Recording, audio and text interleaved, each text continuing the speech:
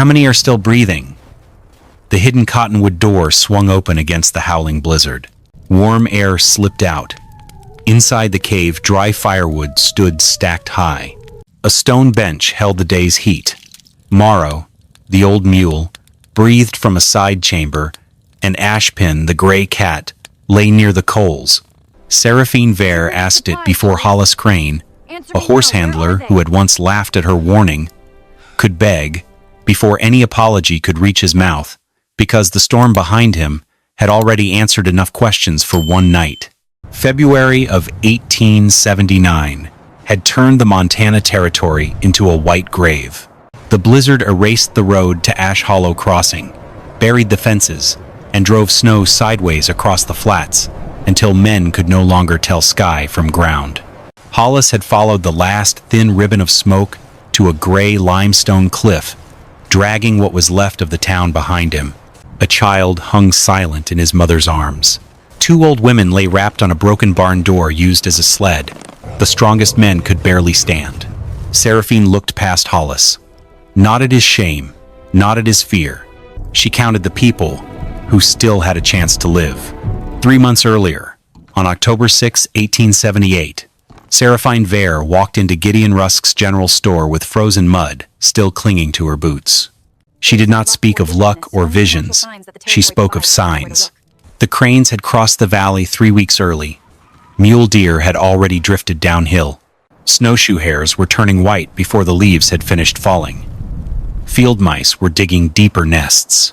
Thin ice had covered the water bucket outside her cabin before sunrise for 4 mornings in a row. She urged the town to stack dry firewood, bury root vegetables, seal every cabin, strengthen the livestock sheds, and move weaker animals behind windbreaks. Silence filled the store. Then someone laughed. Another joined in. Seraphine rested one hand on Gideon's counter. "Then measure the mornings," she said quietly. "Don't measure me." By evening, the argument had spread from Gideon Rusk's store to the church steps and the town council. Gideon warned that preparing for a winter no one could prove would cost the last profitable freight to Fort Benton. Calder Pike, the town's oldest carpenter, insisted that limestone caves trapped damp air, smoke, and death. Bram Vale, a young ranch hand who never lacked confidence, laughed the loudest. "Since when do we let wild beasts dictate how we run this town?" Reverend Asa Brindle raised one hand for silence. "We must not stir panic over uncertain signs." Seraphine never argued. She asked for 3 simple tests. Board the north side of every livestock shed. Separate dry firewood from green wood. Hang a mercury thermometer outside every cabin until sunrise. No one agreed. Doing those things would look too much like admitting she might be right. Only Mara Bellwether, a young widow raising 2 children alone, hesitated near the back of the room, then lowered her eyes. Silence was safer than taking the side of a 17-year-old girl. The town's pride did not shake Seraphine. While the people of Ash Hollow chose to blind themselves to nature, she had long been forged by a man who trusted only the honesty of stone and wind. Seraphine's father, Ivor Vare, had trapped beaver through the Gallatin country and worked as a stonemason whenever mining camps needed skilled hands. He never taught his daughter to trust instinct alone. 1 sign warns. 3 signs instruct. He compared animals with water, wind, and rock before reaching any conclusion.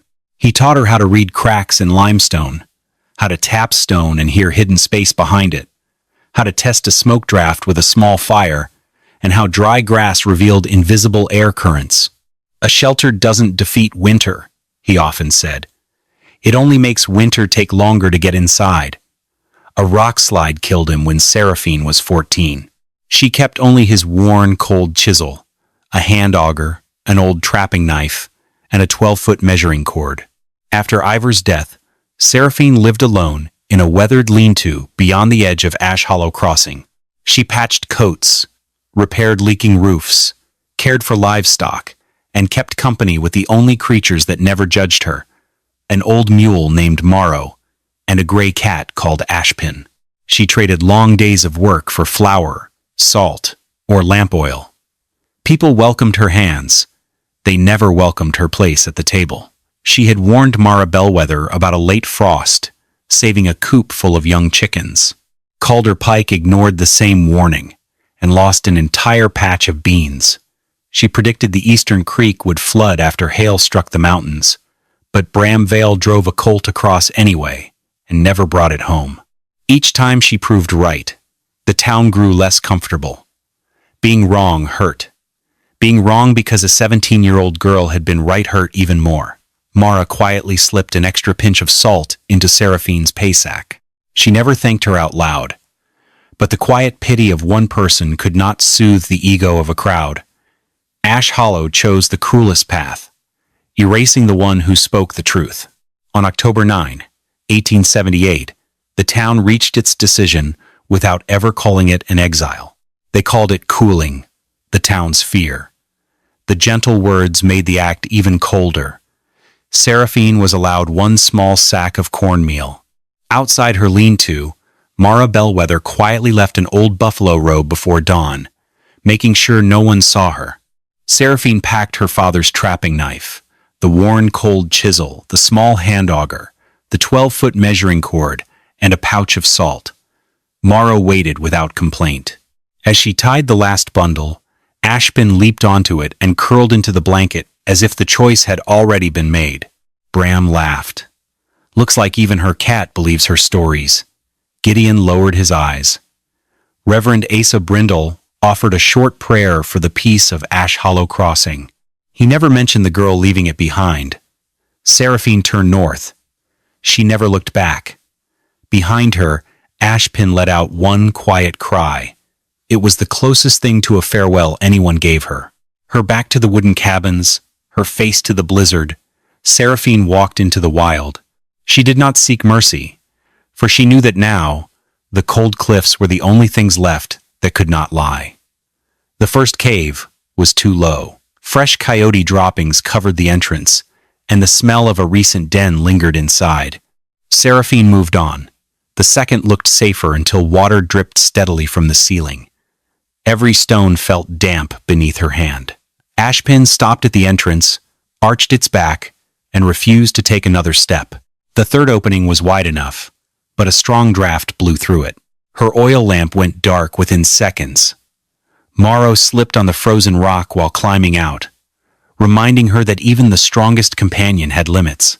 By the third day, she found a gray limestone seam beneath a cliff nearly 52 feet high. The ridge rose along the northeast edge of Ash Hollow Crossing, less than 3/4 of a mile from town, close enough to reach on foot in good weather, yet hidden from the settlement by broken rock and scattered pines. Below it lay a narrow draw, where a spring still whispered beneath thin sheets of ice. The opening measured barely 26 inches across and led into a cramped hollow. It was far from perfect. It was simply possible. Seraphine tapped the limestone with her father's cold chisel.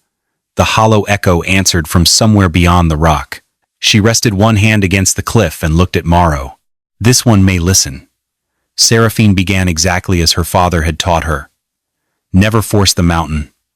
Persuade it. She drove dry willow wedges into natural cracks. Water from the spring soaked the wood until it swelled against the stone.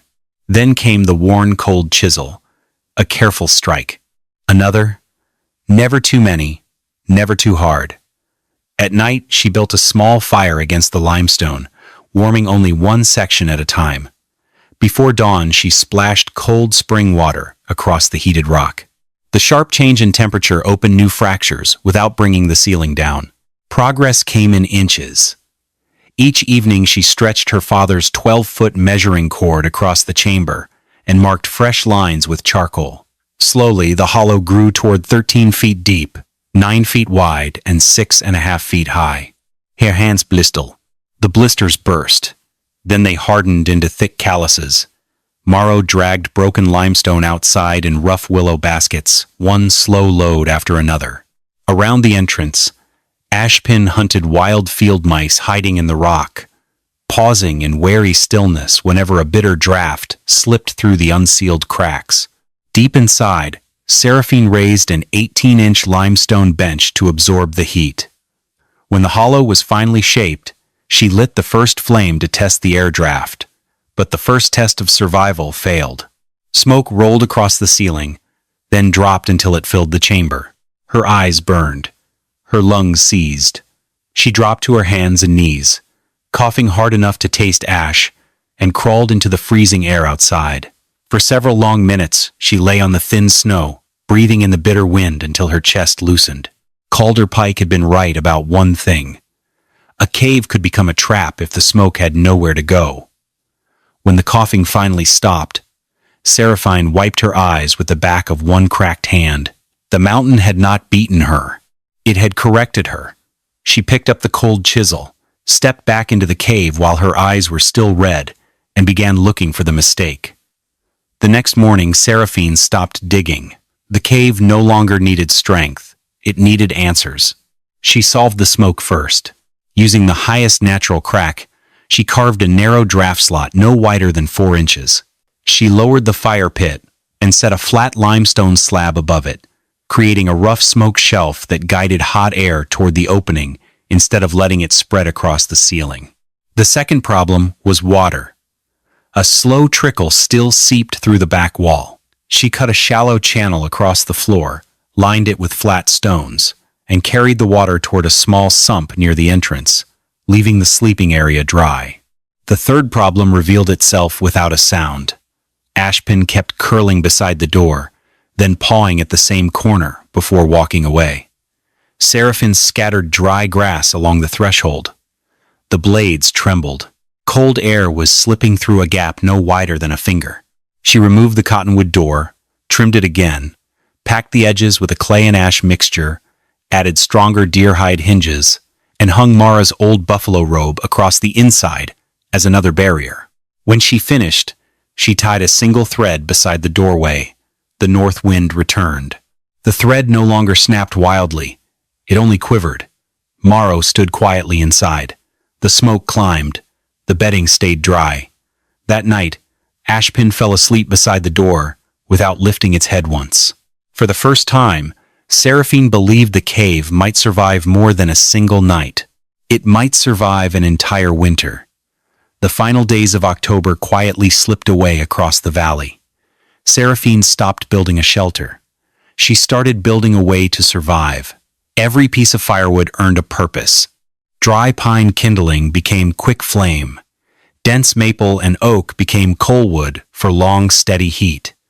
Green cottonwood was stacked apart as a wet reserve, left for emergencies after months of drying.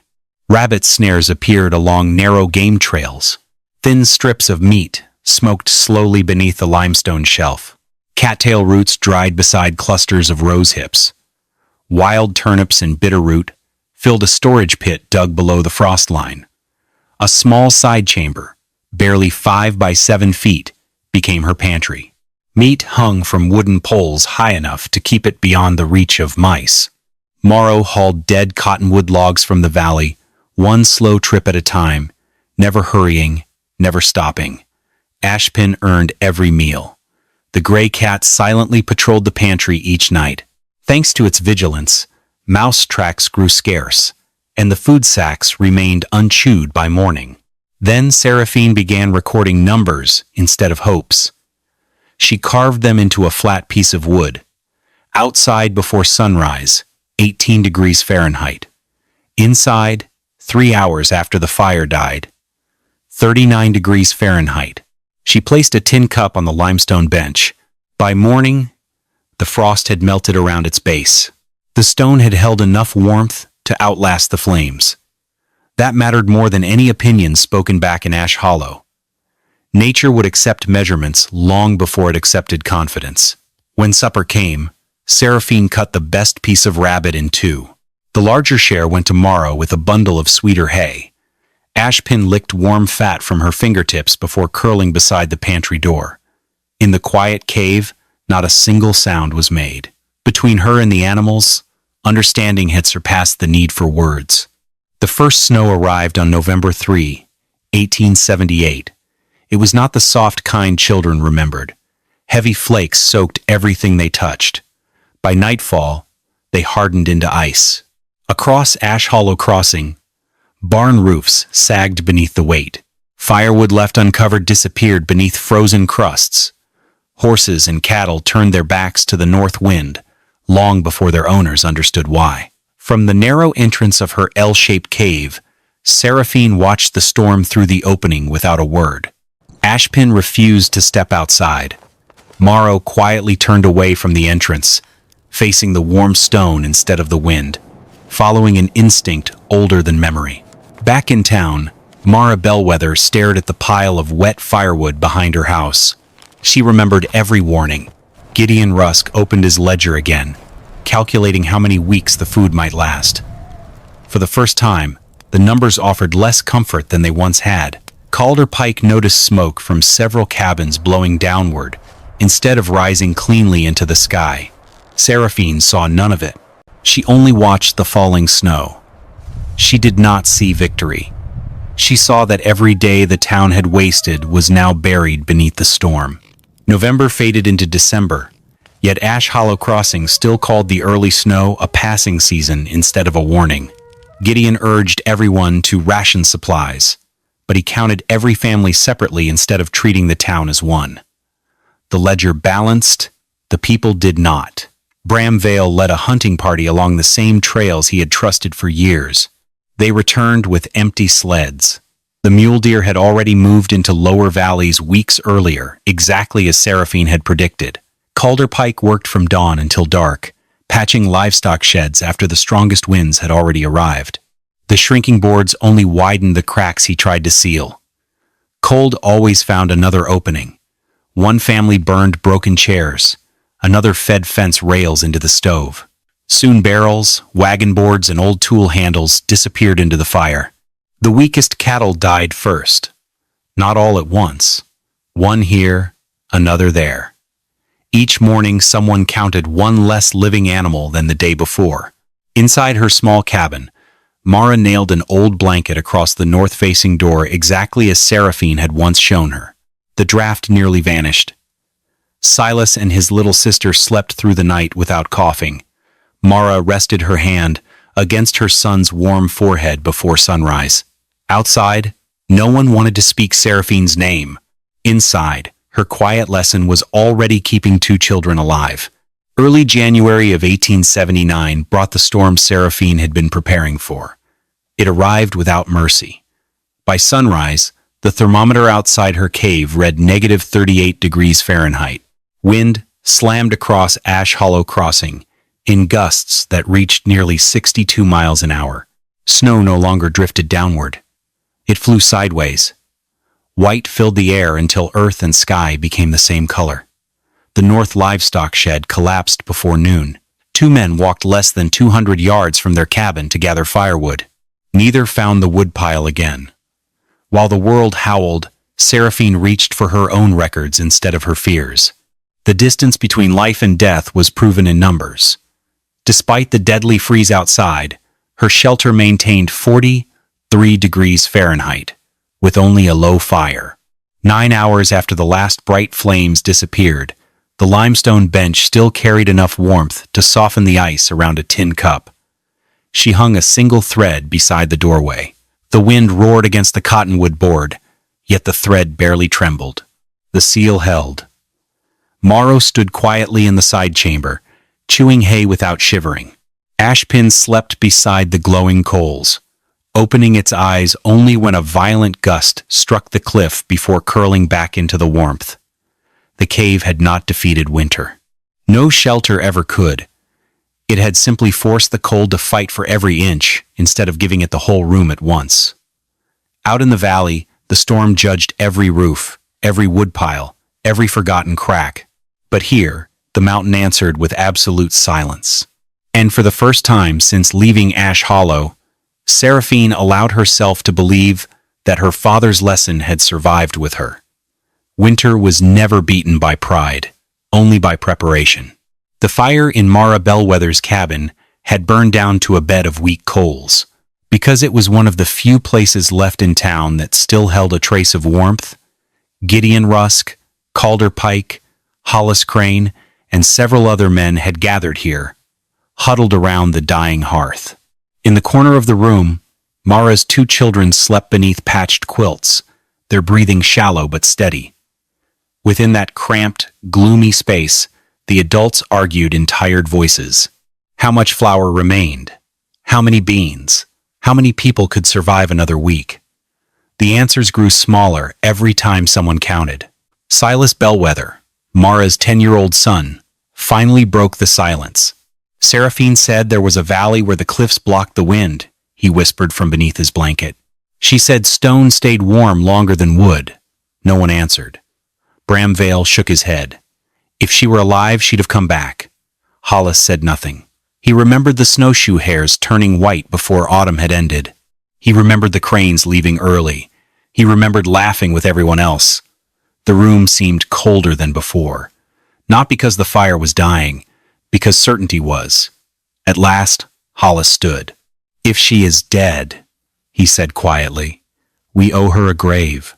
He looked around the room before finishing. If she is alive, we owe her far more than that. No one argued. Mara walked to a wooden chest and lifted out the only buffalo robe she had kept. It matched the one she had secretly left outside Seraphine's door months before. Without a word, she placed it into Hollis's hands, like a long overdue apology. 5 people left Ash Hollow Crossing before dawn. Hollis carried the lantern. Calder carried the rope. The others shared a small sack of flour, a blanket, and a rough map drawn from memory. Bram Vale walked in front. We'll save half a day cutting through the western gulch, he said. I know these hills better than a girl who lives with a mule and a cat. No one answered. Within an hour, the shortcut became a trap. The wind poured through the narrow gulch like water through a funnel.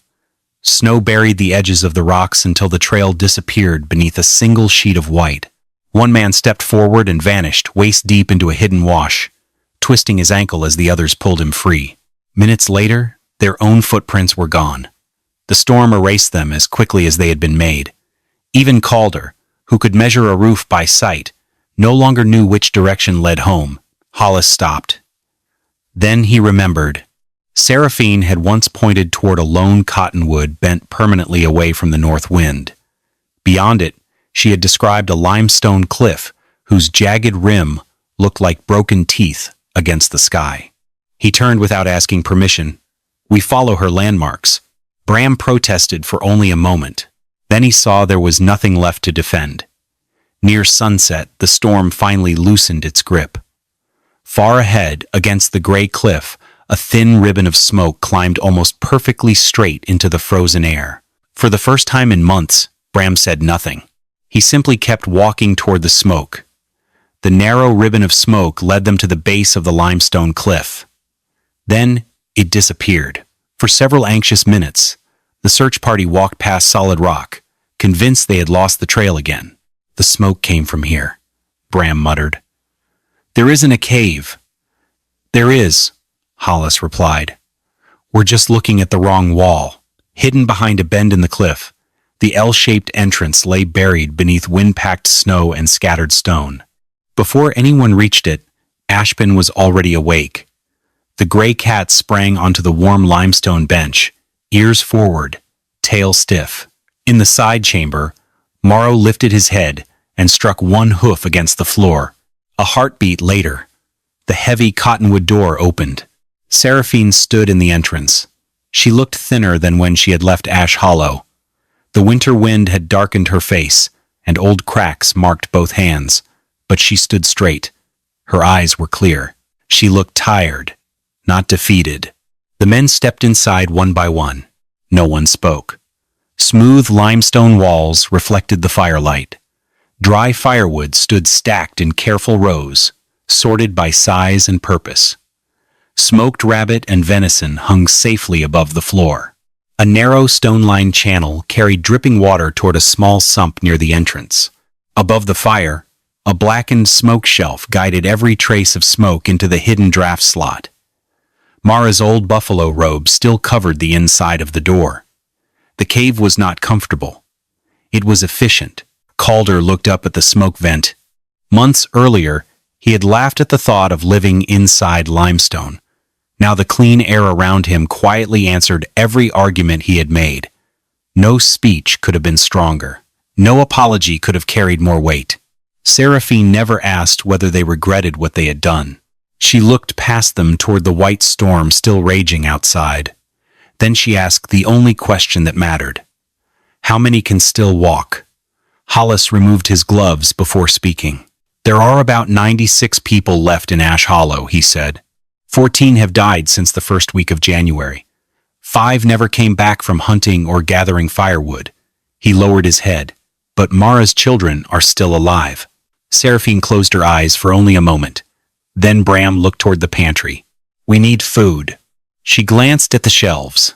Smoked meat, roots, dried berries. Enough for one person.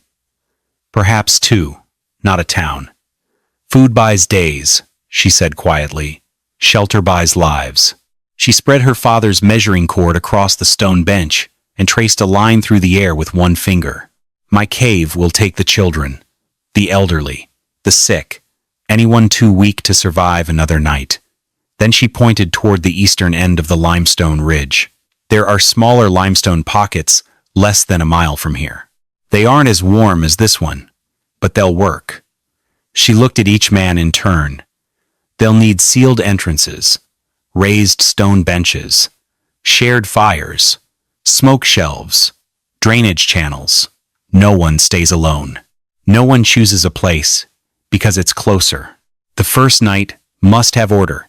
If it doesn't, she looked toward the storm outside. The cold will choose for us.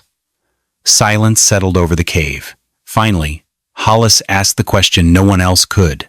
After everything we did, why would you help us? Seraphine reached for the worn measuring cord that had belonged to her father.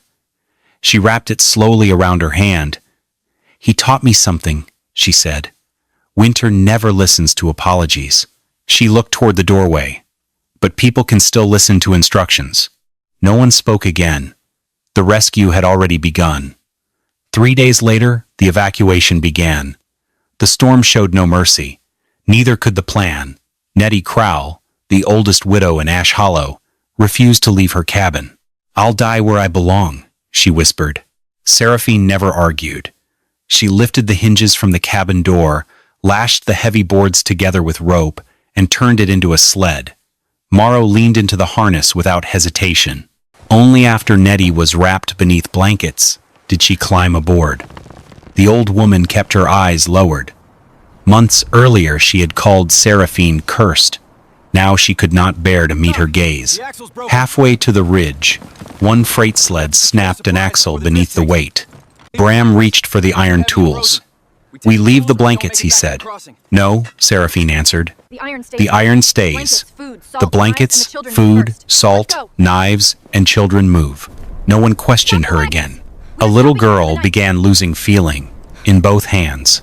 Hidden beneath Mara's buffalo robe, Ashpin crawled onto the child's lap and curled tightly against her fingers, sharing what little warmth the small body could give. When the caravan finally reached the limestone cave, Seraphine opened the main shelter first. Mara and her 2 children entered. Nettie followed. Then came a man with blackened fingers from frostbite, an exhausted young mother, and 3 more children barely able to stand. To make room, Seraphine led Morrow into a sheltered alcove beside the cliff, protected with timber and a thick animal hide. The old mule settled there without resistance. Inside the cave, Ashpin stretched across the warm bedding among the children, as if it had always belonged there. Only after the weakest were safe did Seraphine divide everyone else into work crews. Hollis, Calder, Bram, and the strongest men followed her along the limestone ridge. They carried cottonwood poles, clay, ash, blankets, rope, and tools. No speeches were given.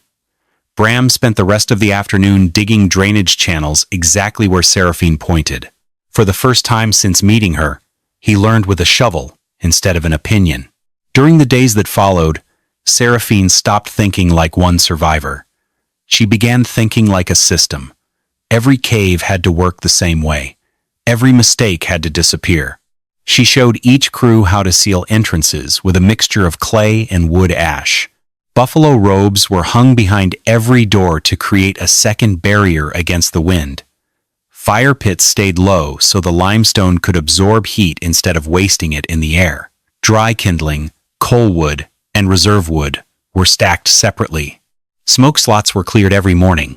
Bedding stayed away from damp walls. Drainage channels carried water outside. Smoked meat hung high above the floor. Children and the elderly always slept farthest from the entrance. Soon the lessons began teaching themselves. Calder Pike spent an entire afternoon carving smoke shelves with careful hands. When Gideon Rusk finally reached the ridge, he opened his ledger again. This time, it told a different story. Outside, -31 degrees Fahrenheit. Inside the crowded shelters, 46 degrees Fahrenheit. The caves burned barely a third as much firewood as the cabins back in town had needed. Even the numbers had changed sides. Bram returned one evening carrying fresh elk meat after following the exact route Seraphine had marked between the ridges. She never stood above anyone giving orders. She moved from cave to cave instead, pressing fresh clay into tiny cracks, checking smoke drafts, tightening blankets, and fixing whatever the mountain exposed. Late that evening, Calder walked over without a word. He placed Ivor's worn cold chisel into Seraphine's hands. He offered no apology. He did not need one. Some truths were heavier when carried in silence than they could ever be in words. By the end of March, the blizzards finally began to loosen their grip on the valley. Not everyone lived to see the thaw. The first people to survive were the ones who had spent that terrible first night inside Seraphine's cave. Without its warm stone walls, the children, the elderly, and the weakest would never have seen another sunrise. The smaller caves saved the rest. When the counting was finally over, 79 people had survived within the limestone shelters. 14 had died before Hollis ever reached the ridge. 5 vanished into the storm and were never found. 2 more died during the evacuation because their bodies had already surrendered to the cold. Yet, 19 children under the age of 12 were still alive. Mara's son and daughter were among them. Reverend Asa Brindle lived long enough to watch families walk out of the caves alive. He never admitted in public that Seraphine had been right. Near the end of March, he died from pneumonia after giving his last blanket to an elderly man whose breathing had nearly stopped. Right and wrong had never been simple. Neither was mercy. When Seraphine heard the news, she lowered her eyes and gave a single nod. Nature had judged everyone alike. It had never cared who had spoken wisely, only who had prepared in time. Mara held both of her children close that evening. More than once, she looked toward Seraphine. More than once, she looked away again. Some kinds of gratitude arrived, carrying the weight of shame. By May of 1879, the snow had finally retreated from Ash Hollow Crossing. The survivors gathered outside beneath an open sky. No one suggested meeting inside the church. Closed rooms still carried memories of weak fires, smoke, and long nights waiting for morning. Hollis Crane stepped forward first. "We were never fooled by a 17-year-old girl," he said. "We were fooled by our own pride." No one argued. Gideon Rusk opened his ledger one last time. This time it recorded no debts, no freight, and no profit. It listed temperatures inside the limestone shelters. Firewood consumed. Days survived. Lives saved. For the first time, the ledger was no longer keeping score against nature. It was learning from it. Calder Pike spoke only once. "The caves didn't almost kill us. Our delay did." Right then, at the gathering, when the town finally turned to Seraphine and asked her to speak, she said very little. "My father taught me something long before he taught me how to shape stone." She looked across the people gathered before her. "The cold does not care who was right. It only finds what was left undone." She paused. "If you want to learn, I'll teach you. Not because I need to be remembered, but because children should never have to wait for one cave to hold the last fire." The lesson stayed, proven in actions rather than words. Bram Vale offered no speech that day. Instead, he spent the following days building raised firewood racks along the north edge of town, exactly as Seraphine had once advised. Nobody laughed at the design anymore. One afternoon, Nettie Crowell walked slowly to the cave carrying a pair of rough wool mittens she had stitched herself. The seams wandered. The fingers were uneven, but they were warm.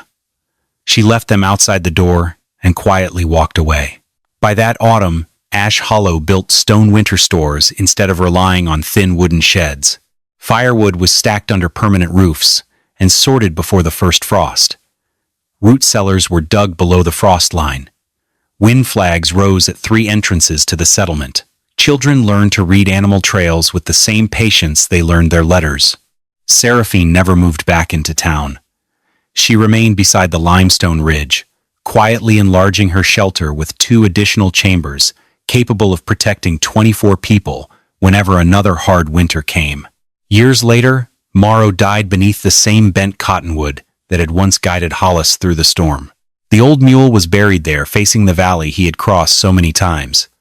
Ashpin lived long enough to become a favorite story among the town's children. They said the gray cat could hear the wind before the grown men did.